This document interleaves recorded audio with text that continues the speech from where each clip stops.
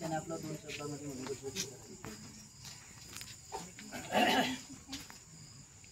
करंजे भूमी थोर संतांची महतांची वारकरी संप्रदायांची भूमी शूरवीराच्या शौर्याच्या गाथेप्रमाणे संतांची गाथा आपल्या डोईवर घेऊन पंढरीच्या वारीची परंपरा जपणारी भूमी वारकरी थोर संत पंढरीनाथ महाराजांच्या पदपर्शाने पावन झालेल्या भूमीत आदिनाथ महाराजांच्या आणि आई कमलाईच्या छत्र सावलीत असणाऱ्या भूमीत जाडबाबाच्या कृपा आशीर्वादाने पावन झालेल्या भूमीत आज आपण जे करंजे गावातलं मी मागच म्हणलं होतं माणसातला देव माणूस म्हणजे पोपटरावजी डोलारे साहेब यांनी शिक्षण क्षेत्रात जे काम चालू केलेलं आहे त्याची कृतज्ञता म्हणून त्यांचा सत्कार सोहळा आपण या ठिकाणी आयोजित केलेला आहे।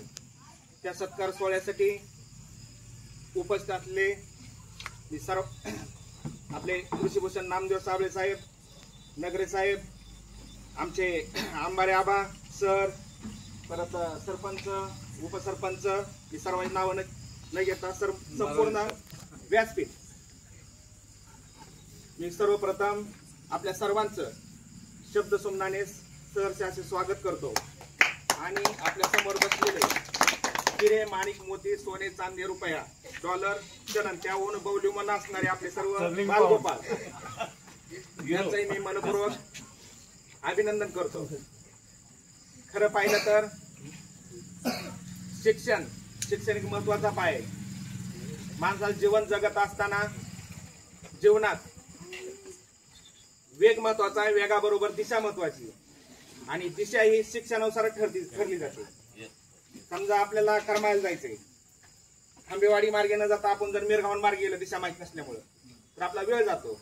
म्हणजे दिशा ठरवण्याचं काम हे शिक्षणात नव्हतं आणि ते आज लहान मुलांना दिशा ठरवण्याचं काम डोलारे साहेब करतात।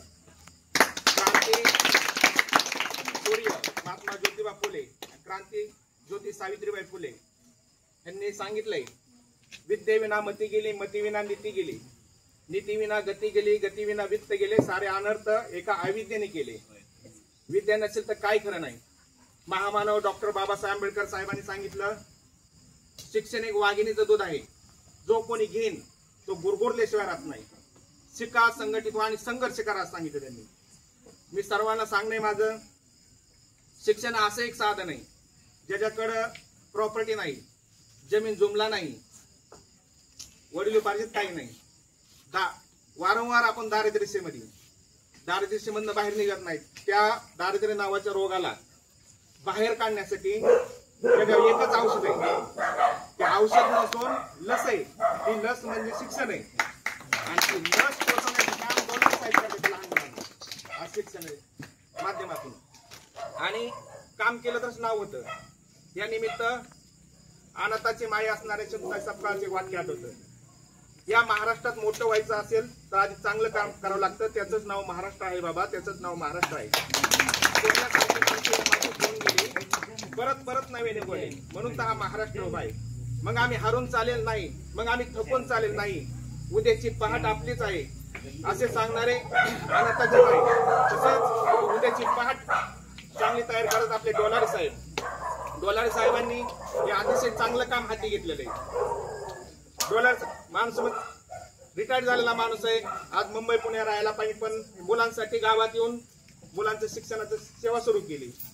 मग त्यातनं एखादा माणूस म्हणतो तुम्ही 7 पिढीला कमवलेलं 7 पिढीला पुरायचं नाही, हे काय मला माहित नाही, पण पुरण का पुढं माहिती नाही, पण डोलारे साहेब तुमच्या 7 पिढीला त्यांचे आशीर्वाद राहतील तुमच्या आणि मी या बालगोपालांना पुढील वाटचालीसाठी शुभेच्छा देत असताना तुमच्या आयुष्यात कष्टाचं चांदणं होऊन यशाचा चंद्र दिसावा, तुमच्या आयुष्यात प्रत्यक्षाने प्रगतीचा इंद्रधनुष्य दिसावा, झेप अशी घ्या की पाहणारीची मान दुखावी, आकाशाला गवसणी अशी घाला की गरुड पक्षाला सुद्धा प्रश्न पडावा, ज्ञान इतकं मिळवा की सागरही अचंबित व्हावा, प्रगती इतकी करा की काळाने पाहतच राहावं।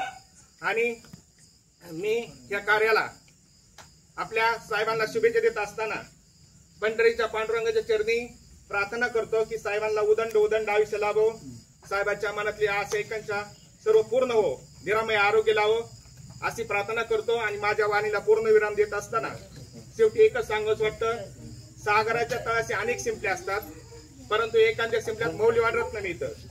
तसंच माणसाला जीवनात अनेक माणसं भेटतात आबा, पण डोलारे साहेबांसारखे असे आहेत की आपल्या सर्वांच्या मनाच्या शिंपल्यात कायमचं घर करून बसले. धन्यवाद.